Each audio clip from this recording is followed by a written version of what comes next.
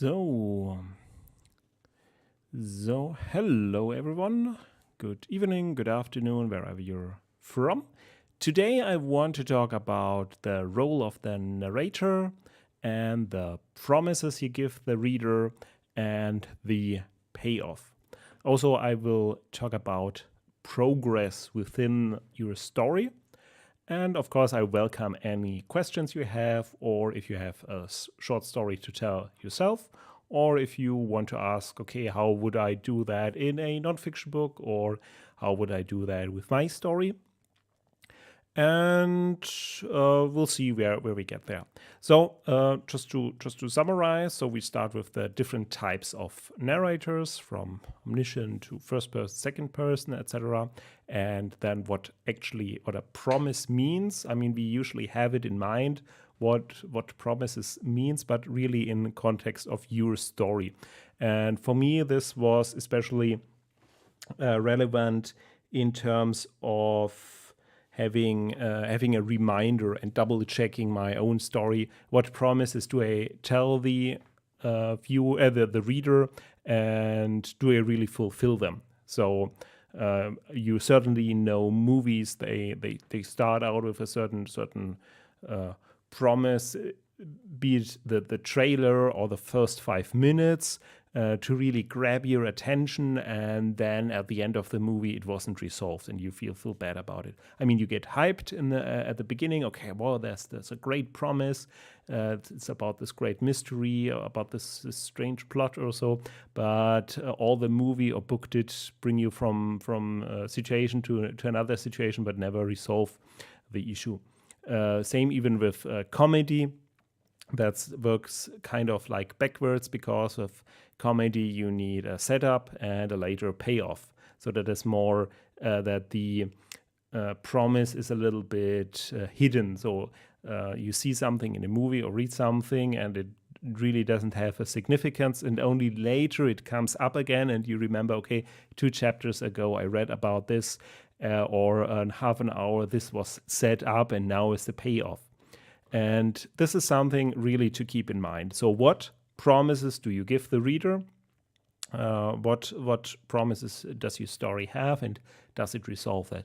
And that is also relevant in terms of your character. So we will go into depth in that regard.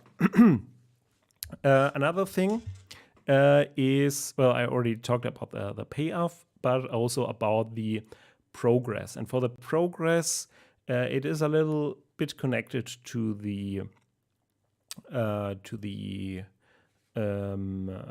setup and the promises you give at the beginning, because once you show the character or describe the character for the first time, you already give the reader some sort of promise. So let's say classical rags to riches story, then the reader might expect that something happens with that person.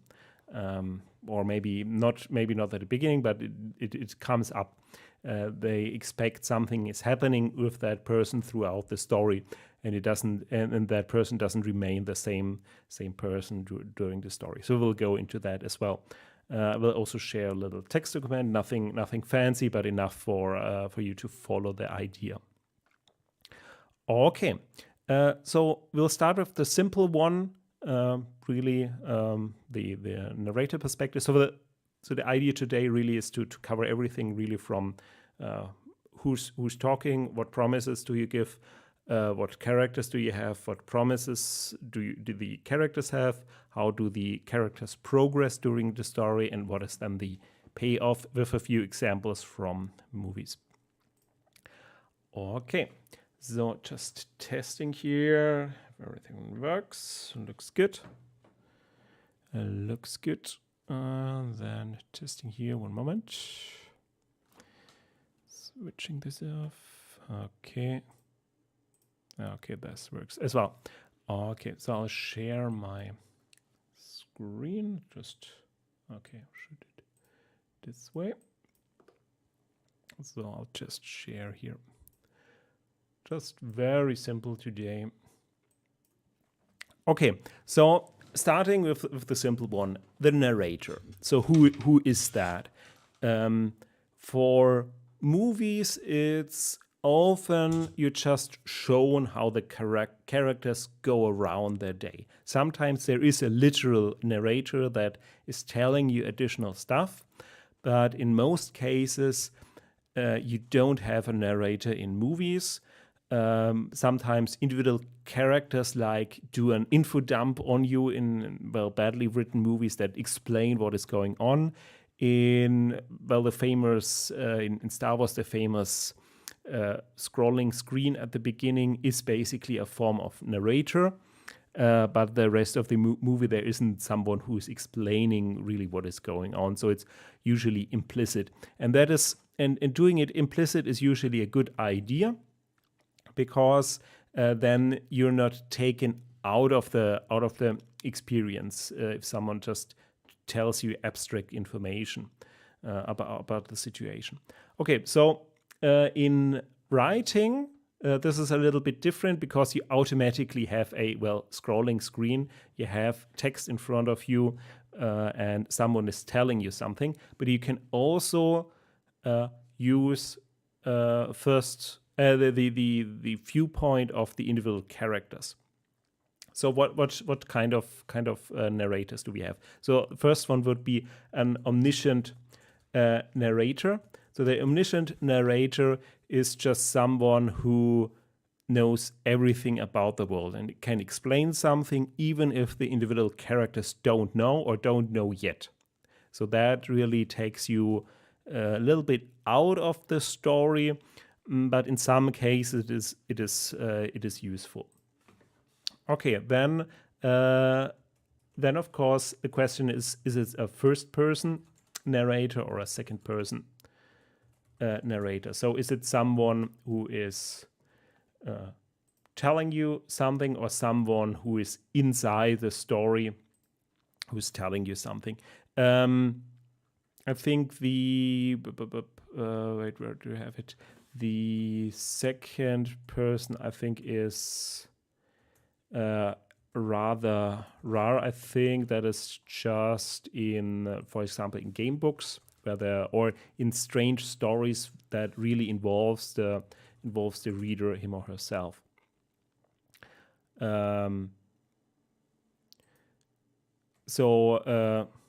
one moment. Yeah. So maybe you have seen like from fighting fantasy where you, the reader, is asked. I think it doesn't happen in. I think it happens in fighting fantasy. Those are the old books from like 40 years ago, where you at the end of each page or at the end of each paragraph, you're asked for a decision. Do you go left or do you go right? So it is a little bit mixed, because you're of course not the omniscient, but you are talked to. I think an omniscient second person would be a little even stranger to do. So second person is rather rare, or in special circumstances. So of course a first person omniscient narrator would be just someone who's inside the world or above the world and telling you about the world. So the other ones. Yeah, and there are different levels of omniscient. If you have like a truly omniscient narrator who knows everything, even the future, and maybe someone on the other side, someone who is limited. For example, someone who can jump between different heads. So the omniscient narrator knows what other people are thinking, but not necessarily know the future or what is happening in the world. So that is a rather limited. And for your own story, you have to decide what. I mean, there's not like that. That's the best form of narrator. But what feeling or what goal do you want to do with that? Okay. Then, of course, for the first person, there are different types For example, a flashback. It could be someone who's telling in the story where you, the reader, are brought back in that first person's past, and that person tells you about their past, not being in the present, but really in the present of the past. And I mean, you see that in movies, or you see like where they're brought back in the childhood, and then they tell a childhood story, but not in the sense of, okay, when I was a child, this and this and that happened, but really where you are, as a reader, drawn back into the past, and where the first person that is doing the narrating tells you the story as if it was happening right now. And then there's also a form where the narration happens in a form of letters, or is a form of diary, where someone reads a piece of diary, or where someone sends a letter to someone else. That is also that's epistology form of narration. So there are another form like cinematic, more that's more for movies. But you really, I mean, it is just a start for you to think about, okay, what type of true is it a true? Is it true? So what type of narration do you want in your story, and what do you want to have? And for example, this would affect, of course, how much information you can give the reader. So if you don't have an omniscient first person, then your story is fixed on having the character, the protagonist, to experience everything on him or herself. And of course, to be consistent on your side, you really have to say, okay, what type of narrator do you want, and to keep it with that. So you can't suddenly have that person know everything about something else, or suddenly tell, okay, he didn't know yet, but this would happen, or that would happen if he's doing that. So you really have to keep in mind and keep consistent, and decide what type of narration do you want in your story. So also here, so epistology did we have? That's letters or diaries, and we had flashbacks, or simply in the present, telling what is going on right now. That would be more cinematic.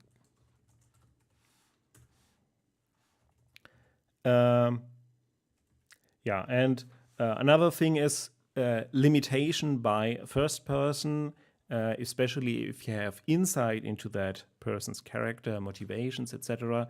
Then the challenge is, of course, you want to have also consistency. You can't like have suddenly he decided to do that, but you have to have a process how that character came to that decision to get there. While if you look at it outside, if you're looking at it from an outside perspective, of course you can have all your characters doing whatever you want, but the better approach is to really have a reason for each character, and maybe even express that reason why they're doing something. So you see, I mean, I didn't cover everything in that regard, but you see that this is an important decision. You can't just say, yeah, well, I just do it like that, and then maybe halfway throughout the story I change that, and then I add something about what the character doesn't know or the reader doesn't know, and you really have to do that decision, what type of narration do you want? Yeah. So if you have any questions, just post them below in the comments, or in the live stream, or on Twitter. So the second one is the question about promise. So you have the narrator in place. You have the narrator in place, and now you're making promises to the reader. So anything you introduce in the first few pages, That is a promise. That means a tone or an unsolved conflict, something that keeps the tension throughout the book. And that is a promise to the reader. Hey, I'm offering you this story. I'm offering you this exciting arc. And my promise to you is that I will resolve it.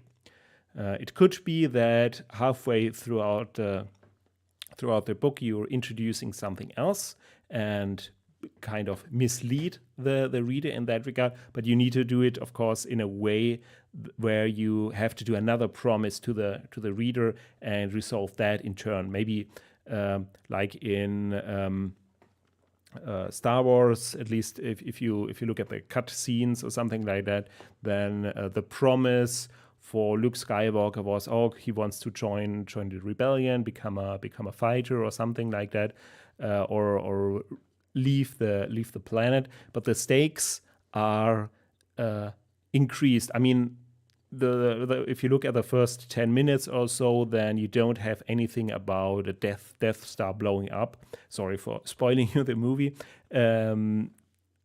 You don't need to give that promise at the very beginning, but you have some promise of someone. He wants to leave. He's bored with his life, and he doesn't want to just repair androids or robots.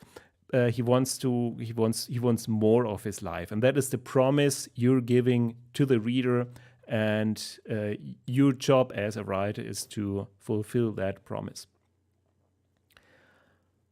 Okay, so basically what you need to do with that information, check your current story. What promises do you give? Even you give promises with the cover picture, even with the title. You give promises with the genre. If it's, for example, a cyberpunk, then cyberpunk genre, you need to have certain things within your story, or a romance story. You have to have a certain setup.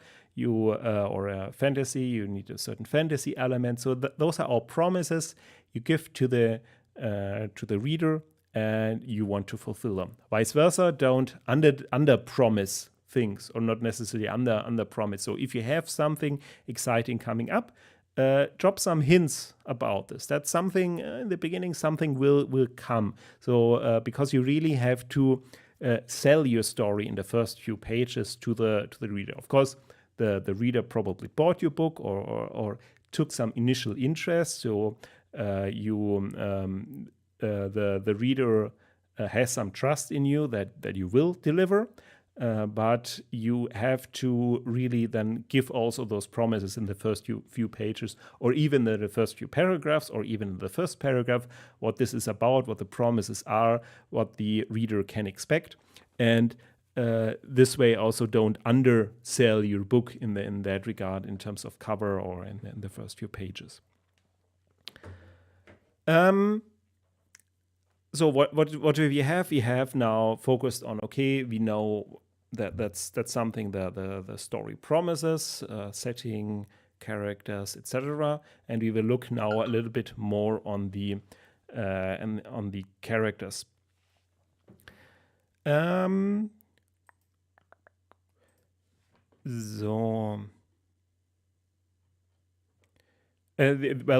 characters and of course the plot. Characters. If you look at characters, we should look also at progress. They start in a certain situation. Usually, if we follow the hero's journey, we often talked about one major thing is the how competent they think they are. So they think they are or actually are.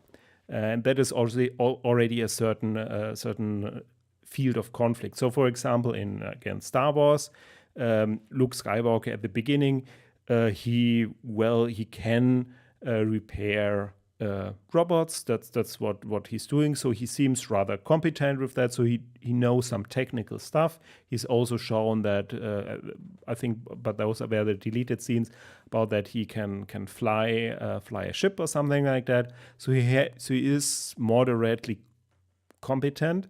But of course, throughout the movie, we will see, okay, this competency rising up. not necessarily in the first movie, but certainly in the second and third movie, where he becomes really the Jedi Master.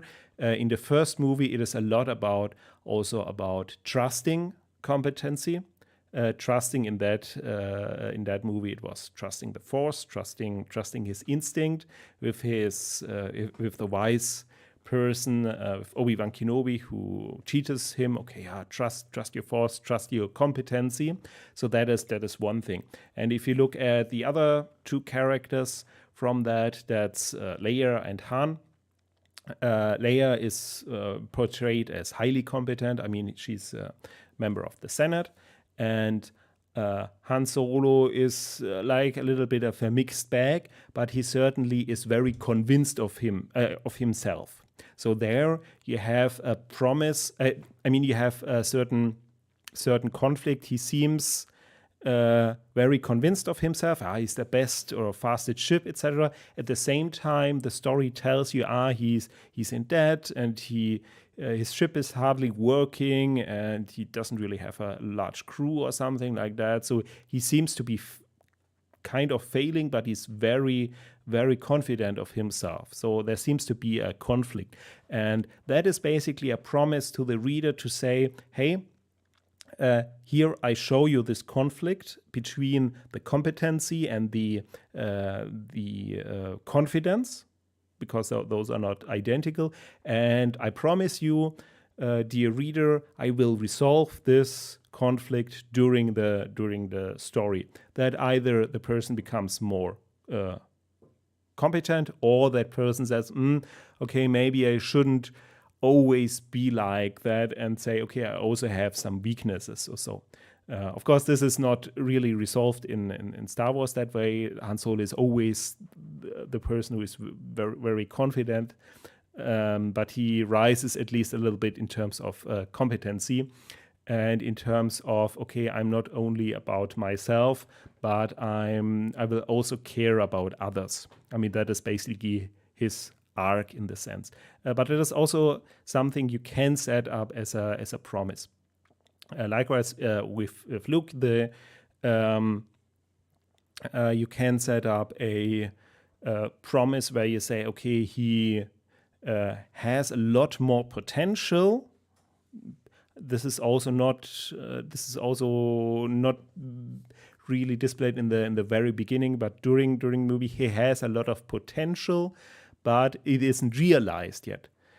So this is also, of course, a conflict between potential and actual competency, and that is also a conflict and a promise to the reader, hey, during this story I will resolve this conflict between what the person actually could do with training or with more confidence, and where the person currently actually is. And this gives, of course, a nice story arc, and you already then have, once you set up the characters, you can already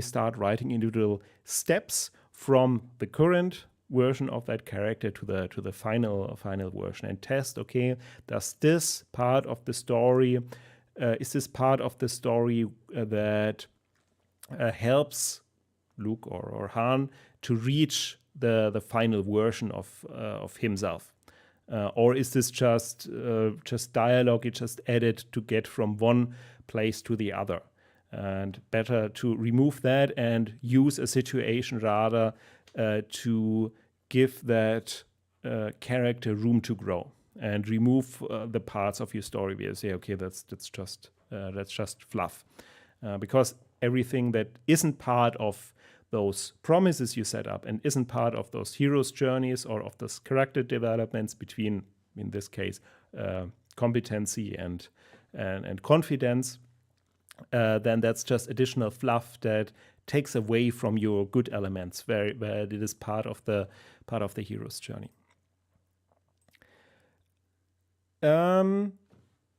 Of course, in other types of stories, for example, love triangle or so, you have to approach it differently because your promise is different. So What kind of conflict do you promise the reader to resolve? The love triangle, or is it something where you set up your character at the beginning with low confidence, and during challenges or trials during the story, the person gains confidence and then maybe wins over his or her love to and resolves the conflict.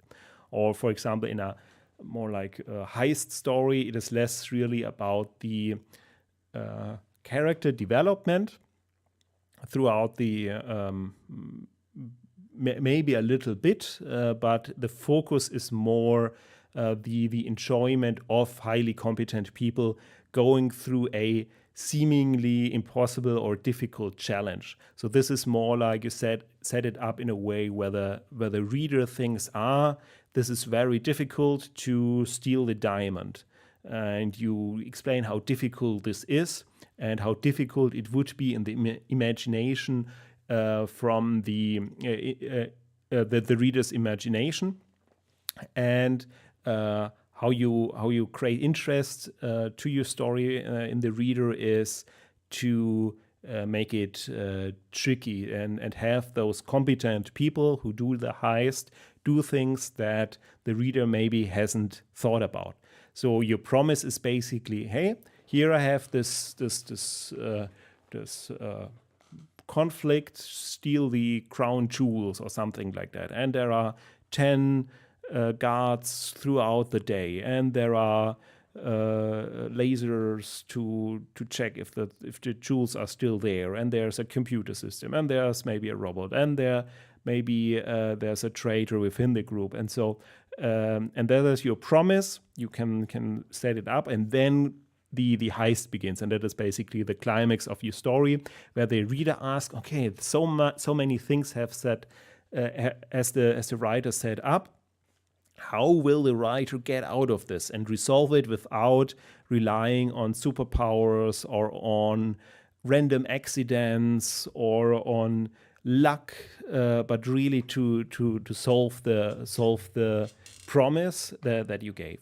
And that is also that borders with something that I talked in earlier talks about rules of your book, because if your book is consistent, is logical, and where no really random things resolve the conflict, then you're fulfilling the promise. Because if you say, okay, this is an unbreakable wall, and then a character snips his fingers, and with magic the wall suddenly disappears. Because that's nothing that the reader could have thought about, and it is just random superpower, and that isn't interesting. So what is interesting is basically providing the reader, in this case in a heist story, providing the reader with tools. Hey, how could they get out of this? Hey, how could they steal this? How could they go through this?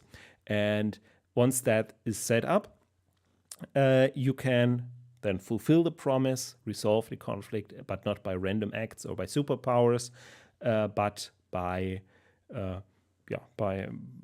logic, or by being very competent, thinking about things the reader could have thought about but didn't, and that is the enjoyment about it.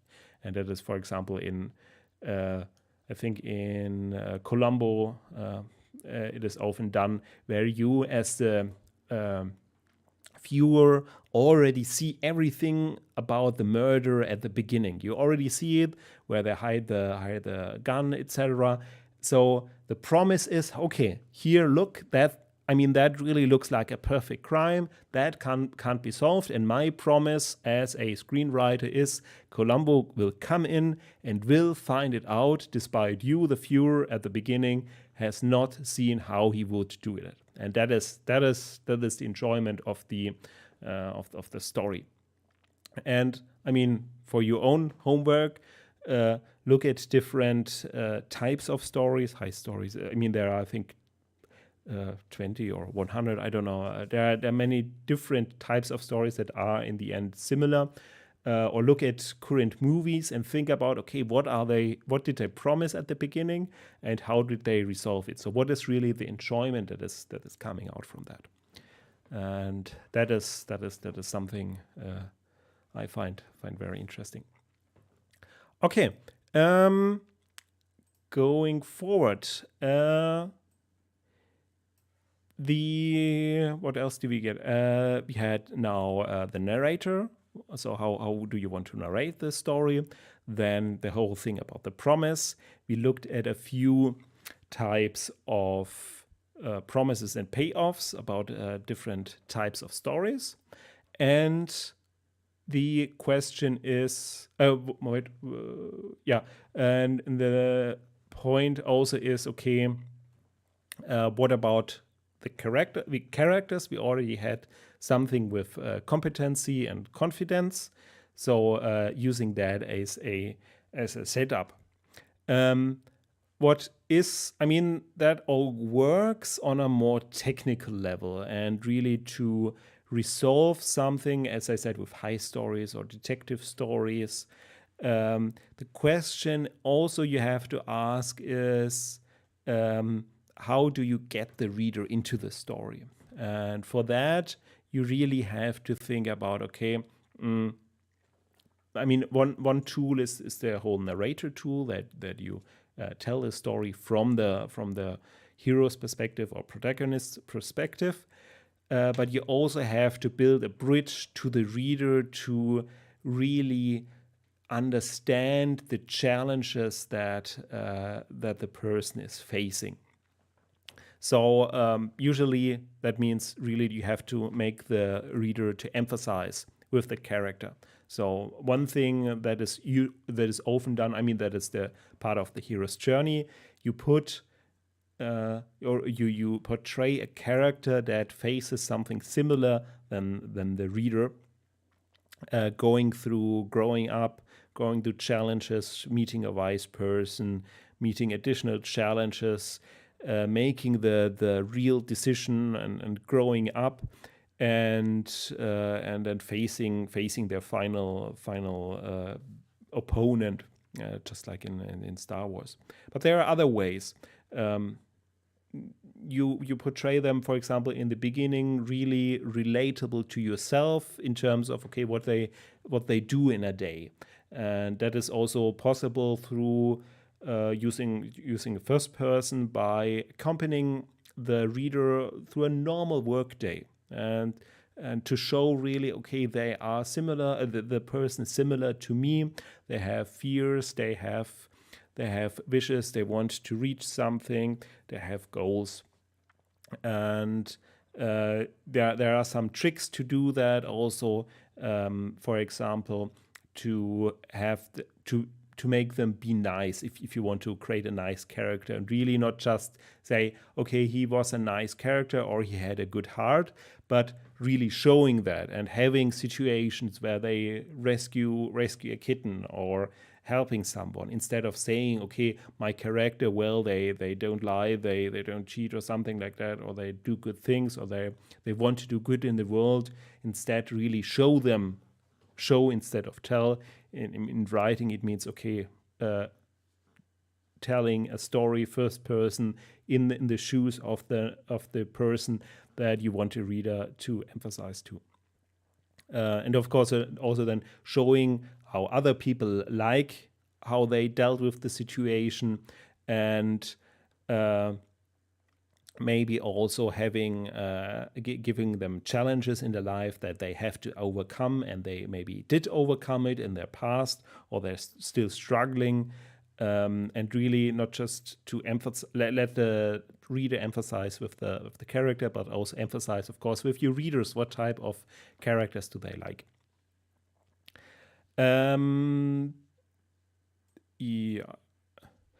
Also, as I already said, okay, some goals or maybe some needs, and that might not be necessarily, okay, I want to rule the world or something. That is very one-dimensional when you, for example, portray a villain.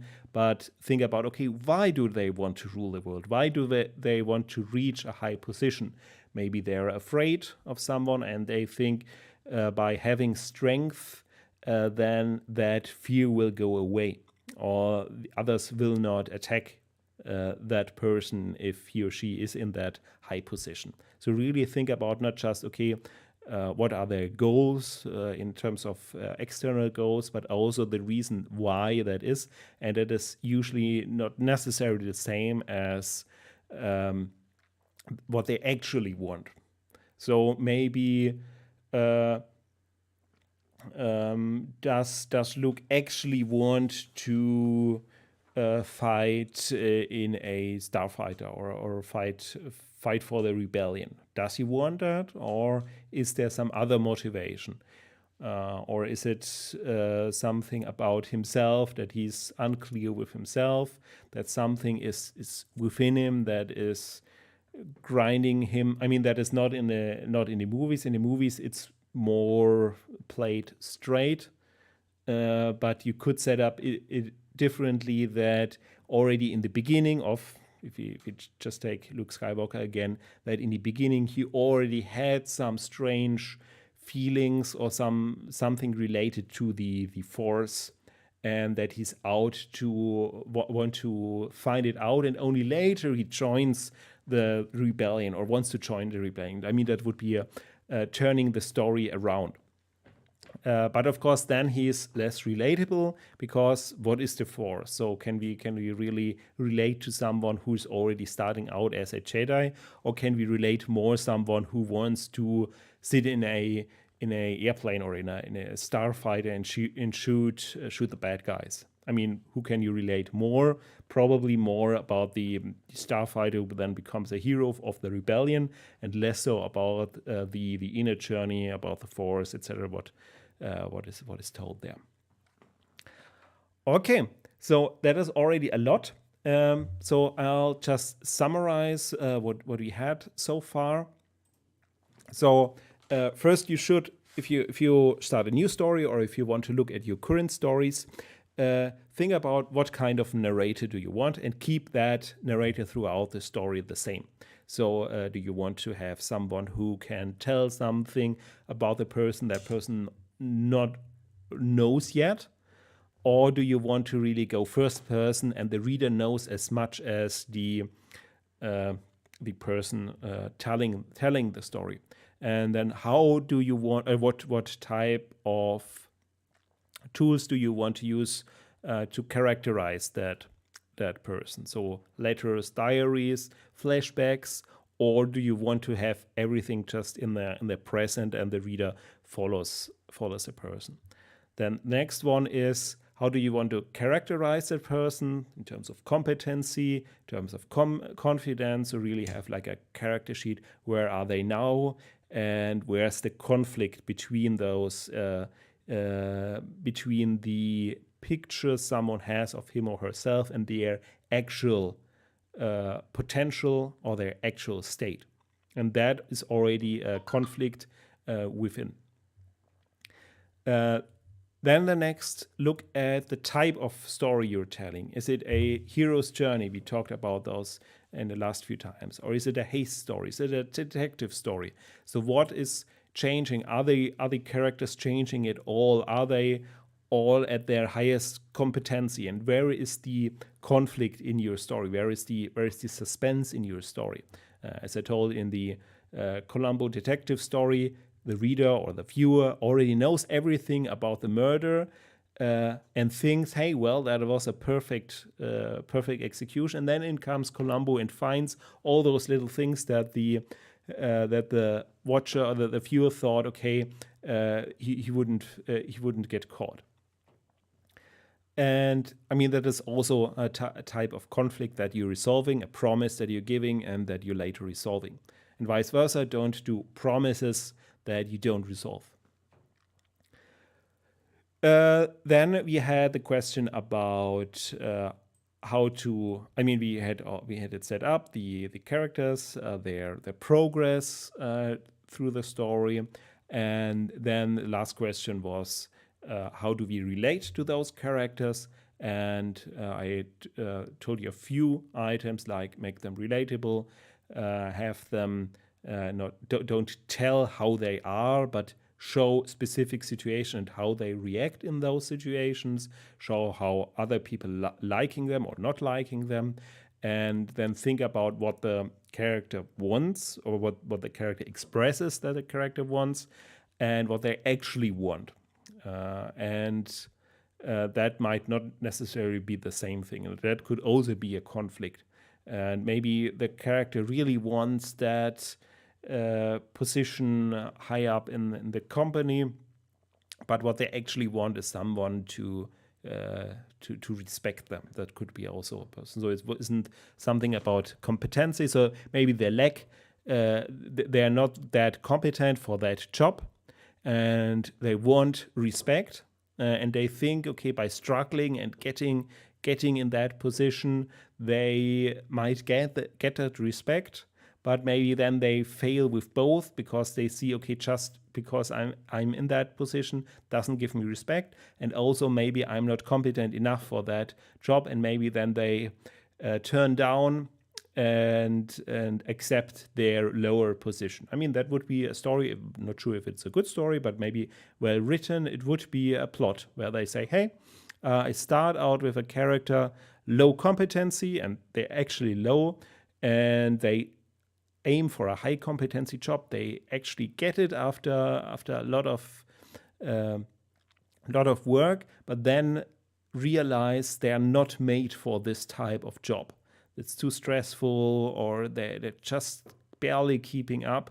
And maybe they see, okay, maybe that respect is not really true respect, and maybe then they focus on something else. So that could be a great story, and you could add a theme. It could be a war story, it could be a business story, it could be a love story, and then you already have something that can accompany through your book.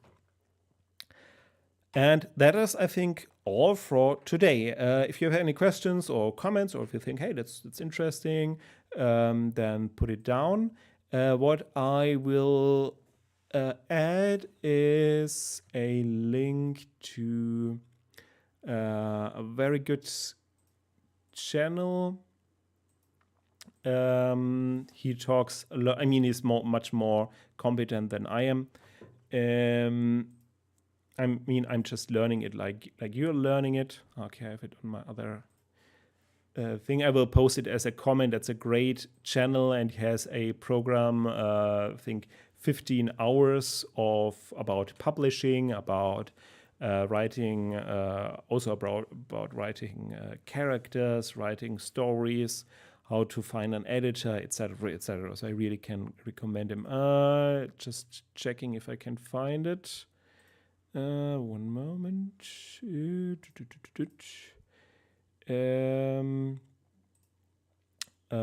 Yeah, I will post it in the comments. That I will do. Okay, so thank you for watching, and we'll see you next week, or in 2 weeks. I have to set it up. My aim is every week, but I need time for preparation. So usually every Sunday at 9 o'clock. Disregard. Again, if you have any questions, just post them below. I will be happy to answer them. And thank you for watching, and thank you for joining the learning experience. Disregard. Thank you very much, and have a nice week. Bye.